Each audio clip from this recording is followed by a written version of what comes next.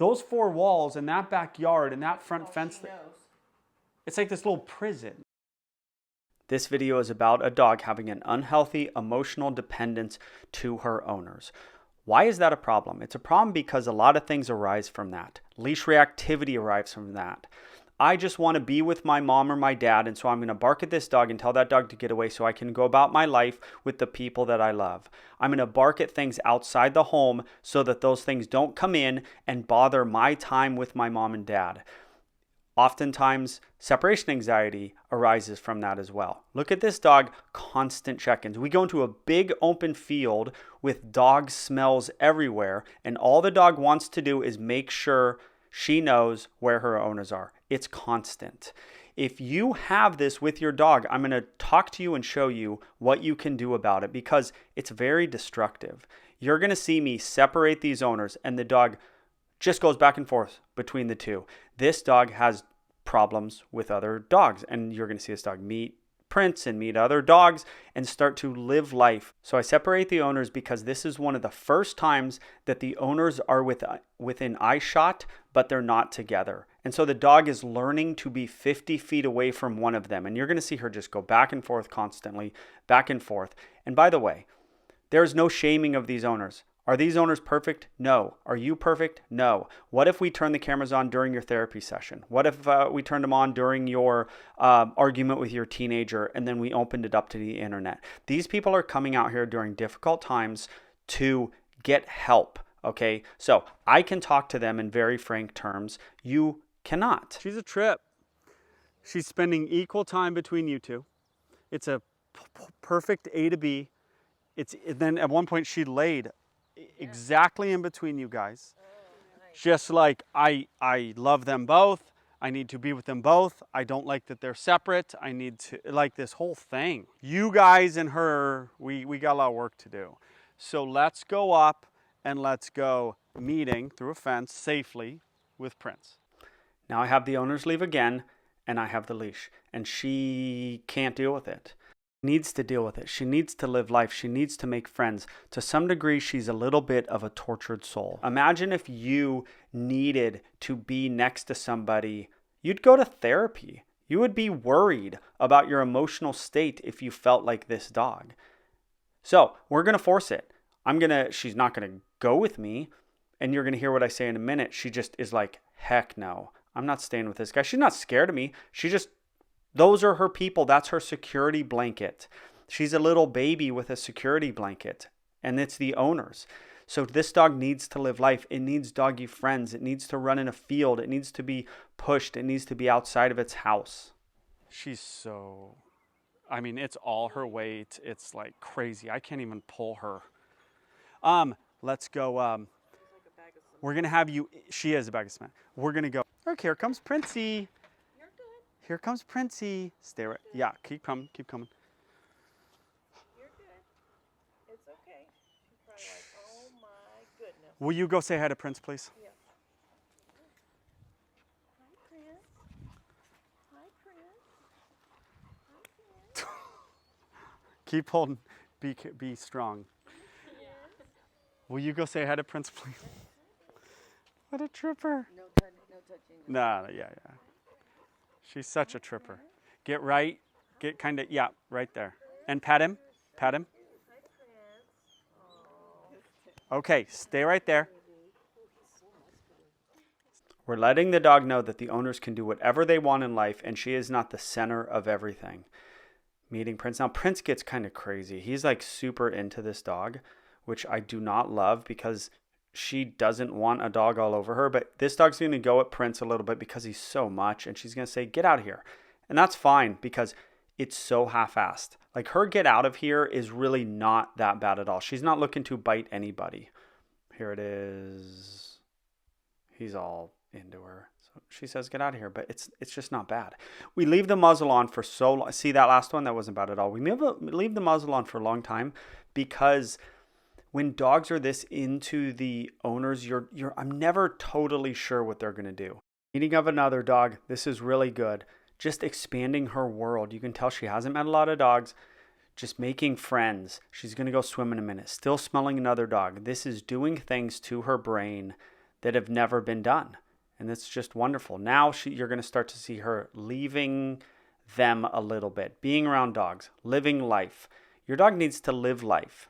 Okay, a lot of trainers want your dog to be your baby, and that's why they talk about management and never your dog being over threshold. They want your dog to be your little baby.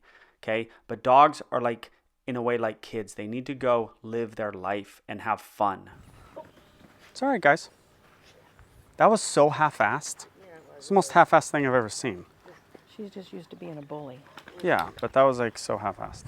Look, Prince is punishing this little one. Says, don't do that. Okay, I'm ready. Sorry, I'm watching. Sorry. We're going to go to the original audio in a minute. At the end of this video, I'm going to explain to you my new system for using a head halter so it never comes off with your leash reactive dog. Because this dog has leash reactivity. I'm going to explain to them that new system. I wanted to leave that in there for you. So now you see a dog off muzzle. Happy dog, not obsessed with the owners, having friends.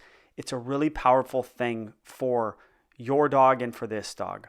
So hopefully this video has helped you. Subscribe to the channel. You get it, right? Why we're not giving her attention when she comes. She's not coming to you on cue like a great dog. She's coming to you because you're her security blanket's like a little baby and she needs you. I like her moving. She needs exercise. And even though the ball you think is good and it is good, there's something about movement, different movement. Like running is running, but this is better. Leaving the mommies.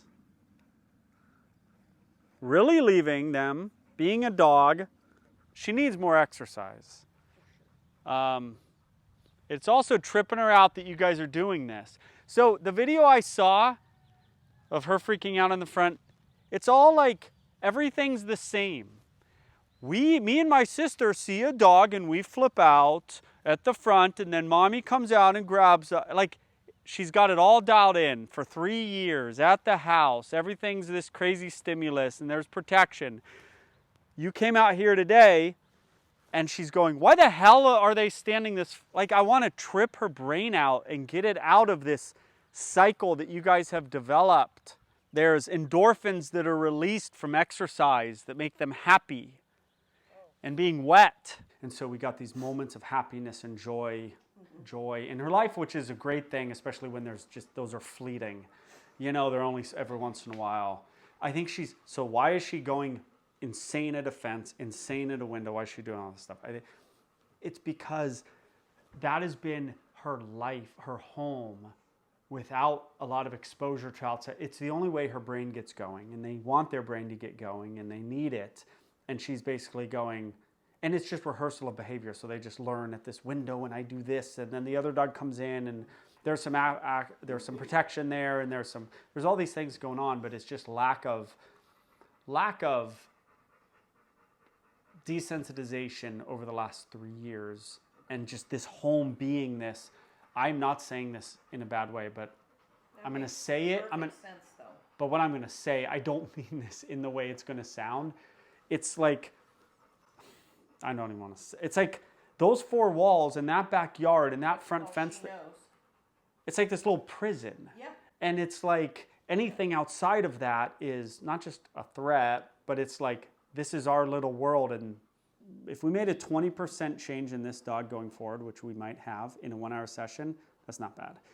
She went from this constant, oh my God, where are they? And you guys being very nervous about this dog being off a muzzle with a dog, to leaving you guys, no muzzle, 2 dogs. I realized they were bigger.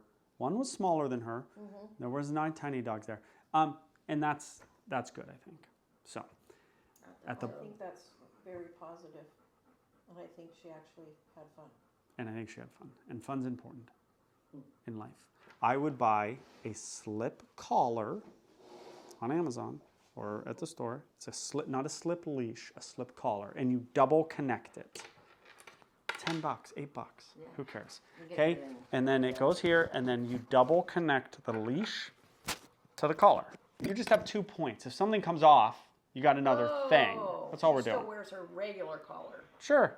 And that slip collar. Yeah, and the only thing is to double connect. Okay, if this thing breaks, you still gotta, and don't connect it to that collar, because the collar impinges on what this does. Because this thing moves around, and if it's connected, this thing, and if it's connected to the collar, it doesn't move, but the slip lead allows this thing to work.